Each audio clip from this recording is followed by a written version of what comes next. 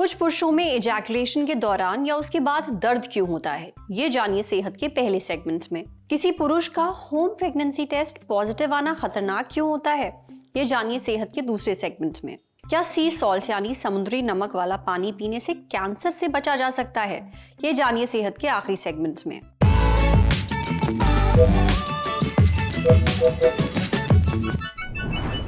Sex या masturbation के बाद जब सीमन यानी वीर्य बाहर आता है तो आमतौर पर पुरुषों को दर्द नहीं होता, लेकिन कुछ लोगों को इजैकुलेशन के दौरान या उसके बाद बहुत दर्द या जलन होती है।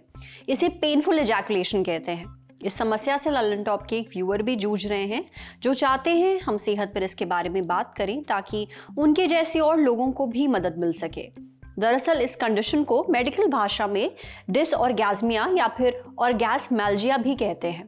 अक्सर झिझक के चलते लोग पेनफुल इजैकुलेशन के बारे में, इस समस्या के बारे में किसी से खुलकर बात नहीं करते हैं, डॉक्टर को नहीं दिखाते हैं। लेकिन इस कंडीशन का इलाज होना बेहद ज़रूरी है, क्योंकि ऐसा इन्फेक्शन की वजह से भी हो सकता है। आज सेहत के इस एपिसोड में डॉक्टर से जानेंगे कि कुछ पुरुषों में इजैकुलेशन के दौरान दर्द क्यों होता है और इसका इलाज क्या है। सुनिए। इजैकुलेशन को पहले समझा जाए क्या होता है। इजैकुलेशन सिंपल लैंग्वेज में वीर्य का बाहर आना, जो सहवास के बाद या जो पुरुष हस्तमैथुन करते हैं उसके बाद आता है। तो एक ये प्रोसेस है, इजैकुलेशन एक बड़ी कॉम्प्लेक्स प्रोसेस है। ये ब्लैडर है, इसके मुंह पे होती है पौरुष ग्रंथि, और ये आपका टेस्टिकल है जिससे मोस्टली वीर्य का पार्ट बनता है। और इस प्रोस्टेट ग्रंथि और यहाँ दो बैग होते हैं, सेमिनल वेसिकल, यहाँ जमा होता है। अब यहीं से यूरिन जाता है और यहीं से वीर्य आना है।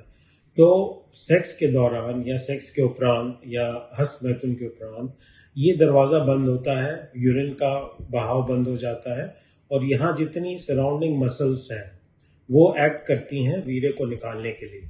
अब इस सिस्टम में अगर इन्फेक्शन हो या इन्फ्लेमेशन हो तो ऑब्वियसली पेनफुल होगा। और तीसरा इम्पोर्टेंट कारण है एंजाइटी और प्रोलॉन्ग सिटिंग, जो आजकल आईटी प्रोफेशनल्स होते हैं उनमें ये इन्फेक्शन का रेट, प्रोस्टेट की ग्रंथि का इन्फेक्शन का रेट ज़्यादा होता है।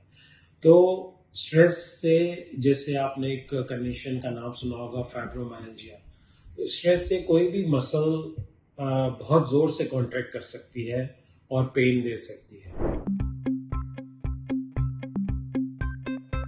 यदि अगर होता है आपको, तो शुरू में आपको स्वयं से इसका इलाज करना है। और सबसे अच्छा तरीका है कि आप इस एरिया की गर्माहट से पहले उपचार करें। और गर्माहट लाने के लिए तो बेस्ट तरीका है आप हॉट वाटर टब में बैठें। वो नहीं है तो एक हीट का इलेक्ट्रिक हीट पैड ले लें, उसको चेयर पे रखें, उसके ऊपर बैठ जाए। या वाटर बैग आती है, उसमें गर्म पानी भर के उसमें गर्मी की राहत मिलने से इससे काफ़ी आपको फर्क पड़ेगा। दूसरा, हाइड्रेशन सही रखें, वो प्रिवेंशन में भी काम आता है। और कोई भी एक एनाल्जेसिक ले सकते हैं अगर पेन आपको बहुत ज़्यादा है। और इजैकुलेशन के बाद अगर वो पेन परसिस्ट करता है या यदि आपको फीवर आता है, तब आपको जाना चाहिए डॉक्टर के पास। और एक जो और अच्छा उपाय आपके लिए, यदि आपको बार बार हो रहा है तो इसको रोकने के लिए आपको इजैकुलेशन की फ्रिक्वेंसी बढ़ानी चाहिए।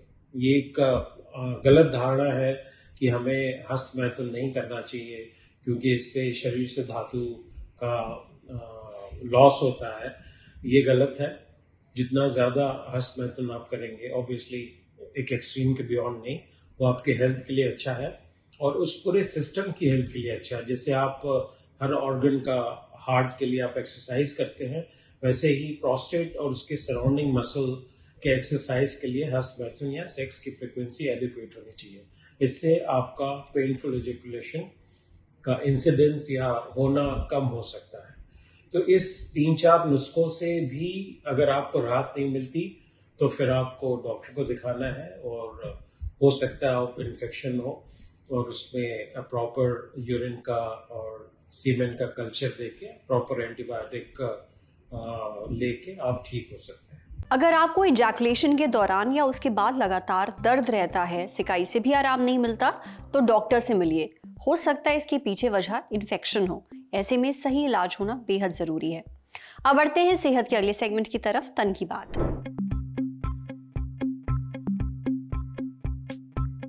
ये है होम प्रेगनेंसी टेस्ट किट। इसका इस्तेमाल किया जाता है ये जानने के लिए कि प्रेगनेंसी है या नहीं। इसको इस्तेमाल करना भी बेहद आसान है। टेस्ट स्ट्रिप पर यूरिन की कुछ बूंदें डाली जाती हैं। कुछ मिनट बाद उस स्ट्रिप पर 1 या 2 लाइंस उभर आती हैं। 1 लाइन यानी प्रेगनेंसी नेगेटिव है, 2 लाइंस यानी प्रेगनेंसी है। आजकल इस प्रेगनेंसी टेस्ट किट को लेकर सोशल मीडिया पर खूब बातें हो रही हैं, कई रील्स वायरल हो रही हैं। मुद्दा यह है कि अगर कोई पुरुष ये टेस्ट करता है और उसका रिजल्ट पॉजिटिव आता है तो ये डरने वाली बात क्यों है। दरअसल कई साल पहले ऐसा एक मामला सामने आया था। एक आदमी ने मजाक में प्रेगनेंसी टेस्ट किया और वो पॉजिटिव आ गया। बाद में डॉक्टर के पास जाने पर पता चला कि उसके टेस्टिकल्स यानी अंडकोश में ट्यूमर था।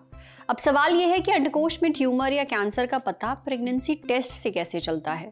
पीएसआरआई हॉस्पिटल में ऑन्कोलॉजी डिपार्टमेंट के senior consultant doctor Amit Upadhyay कहते हैं कि प्रेगनेंसी टेस्ट किट शरीर में मौजूद एक खास हार्मोन की पहचान करती है।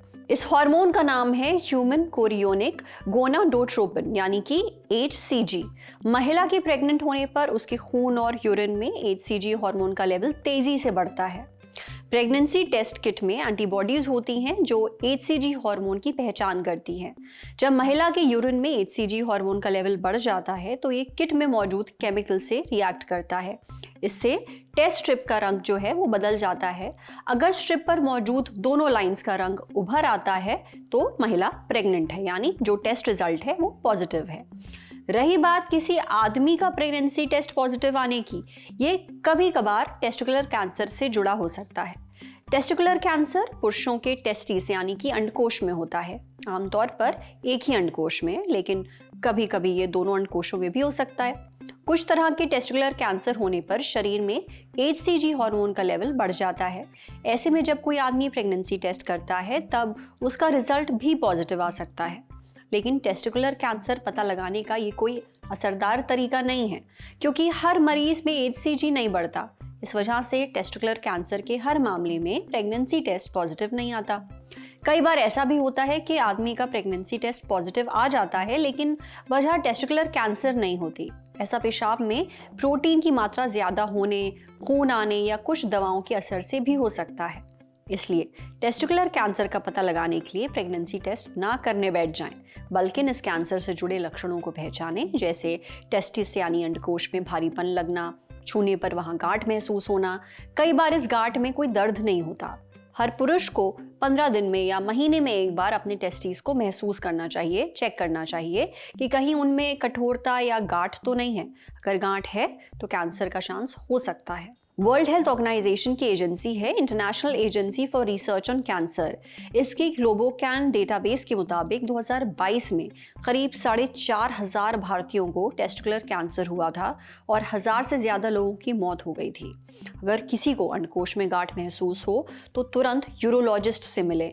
डॉक्टर एक स्कैन और ब्लड टेस्ट करेंगे। इन रिपोर्ट से पता चलेगा कि कैंसर है या नहीं। अगर टेस्टिकुलर कैंसर निकलता है तो उसका इलाज होगा। अक्सर टेस्टिकुलर कैंसर जानलेवा नहीं होता है। करीब 95% से ज्यादा मरीज ठीक हो जाते हैं। समझे। अब बारी सेहत के आखिरी सेगमेंट की, खुराक यानी झक्कासी हेल्थ टिप। इंस्टाग्राम पर आए दिन नई नई चीजें वायरल होती रहती हैं। ऐसी ही एक वायरल वीडियो पर पिछले दिनों हमारी नजर पड़ी। अब इस वीडियो में कैंसर से बचने का तरीका बताया गया है। वीडियो में नजर आ रहे शख्स का नाम राम वर्मा है। वो एक वेलनेस कोच हैं। राम वर्मा वीडियो में लियोनार्ड कोल्डवेल की किताब the only answer to cancer का हवाला देते हुए कहते हैं कि आप 3 लीटर पानी में आधा चम्मच सी सॉल्ट डालकर पिएं। सी सॉल्ट यानी समुद्री नमक। जरूरी नहीं है कि ऐसा रोज करें, हफ्ते में 2 दिन भी कर सकते हैं। इससे शरीर के हर सेल को ऑक्सीजन मिलेगा। कैंसर की वजह से सेल्स तक ऑक्सीजन नहीं पहुंच पाता। ये कैंसर का सबसे बढ़िया तोड़ है, लेकिन इसे मार्केट से हटा लिया गया है क्योंकि इससे लोग फ्री में ठीक हो रहे थे। अब अगर बीपी की दिक्कत है तो सी सॉल्ट कम लें या डॉक्टर से पुश कर लें। ये सारी बातें उस रील में कही गई हैं। अब ये दावा तो काफी चौंकाने वाला है, लेकिन क्या ये वाकई काम करता है? क्या सी सॉल्ट वाला पानी पीने से कैंसर से बचा जा सकता है? ये हमने पूछा एशियन हॉस्पिटल में मेडिकल ऑन्कोलॉजी डिपार्टमेंट की सीनियर कंसल्टेंट और यूनिट 3 हेड डॉक्टर आदित्य विदुषी से। डॉक्टर आदित्य विदुषी कहती हैं कि ऐसा कोई वैज्ञानिक सबूत नहीं है जो साबित करता हो कि समुद्री नमक वाला पानी पीने से कैंसर से बचा जा सकता है। ऐसे दावे ज्यादातर व्यक्तिगत किताबों या फिर सोशल मीडिया पोस्ट में ही मिलते हैं, लेकिन अब तक कोई क्लिनिकल ट्रायल या रिसर्च इस दावे को साबित नहीं कर पाई है। कैंसर का असली और सही इलाज सिर्फ साइंस और मेडिकल रिसर्च पर आधारित होता है। अगर कोई व्यक्ति कैंसर का इलाज करने के बजाय ऐसे घरेलू नुस्खे अपनाता रहे तो उससे इलाज में देरी होगी। नतीजा, कैंसर के फैलने और व्यक्ति की जान जाने का रिस्क बढ़ जाएगा। साथ ही ज्यादा नमक वाला पानी पीने से हाई बीपी की समस्या बढ़ सकती है, इलेक्ट्रोलाइट्स यानी मिनरल्स का असंतुलन हो सकता है, किडनी पर भी बुरा असर पड़ता है, खासकर अगर कोई पहले से बीपी या किडनी की दवा ले रहा है। इसलिए सोशल मीडिया पर रील्स देखकर कोई भी घरेलू नुस्खा ट्राई ना करें। शरीर में कहीं भी कोई दिक्कत लगे तो डॉक्टर से जरूर मिल लें। आज सेहत पर इतना ही। अगर आप एक डॉक्टर हैं, हमसे कुछ शेयर करना चाहते हैं तो जो ईमेल आईडी इस वक्त आपको अपनी स्क्रीन पर दिख रही है उस पर हमें एक मेल भेज दीजिए। शुक्रिया।